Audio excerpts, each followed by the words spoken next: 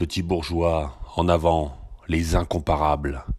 La partie vraiment sérieuse, essentielle de l'armée française, sans aucune substitution, suppléance possible, c'est la gradaille petite bourgeoise. Tous les bacheliers dans la danse.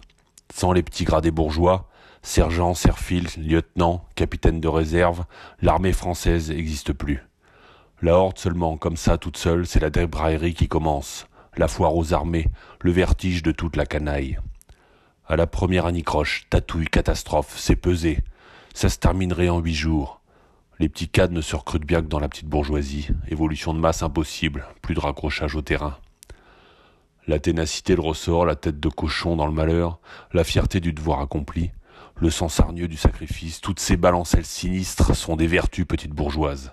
Très proches parentes traditionnelles du très bien savoir se priver, du jamais rien prendre à crédit, de la prévoyance du lendemain, de la féroce économie, de l'existence pauvre mais honnête, du rien demander à personne, du faire honneur à ses affaires. Ces dignités cafardeuses font merveille sur les champs de bataille. Elles valent à l'armée française ces extraordinaires petits cadres, admirablement sérieux, valeureux, de bravoure tranquille, sans limite, infiniment prévoyants de toutes les embûches, inlassablement redresseurs de toutes les situations, les plus précaires, les plus effroyables, jamais défaillants, jamais déprimés, jamais vautrés, jamais saouls, jamais exigeants pour eux-mêmes, jamais gaspilleurs, d'hommes ni de mots, toujours regardants, toujours soupçonneux des démonstrations coûteuses, pas spectaculaires pour un rond, petits gradés parfaitement responsables, jamais gaspilleurs de rien, ni d'un chargeur, ni d'une gamelle, ni d'un homme, anti-prodigues, seulement généreux de leur propre sang et jusqu'à la dernière goutte et pour les autres, pour leur escouade, leur unité.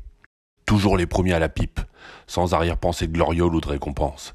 Citations et médailles peuvent pas beaucoup les régaler vu leur disposition jalouse, hargneuse, dénigrante. Ils se trouvent mieux dans le devoir tout sec. Les honneurs autrui les vexent, les honneurs pour eux-mêmes les gênent. Petits bourgeois de la sorte, si crasseux, si rebutants, si dégueulasses, si peu lyriques en temps de paix deviennent facilement à la guerre des drôles de héros formidables, martyrs extrêmement susceptibles qui ne demandent rien à personne et qu'allongent comme ils ont vécu dans la haine des témoignages et des appréciations flatteuses.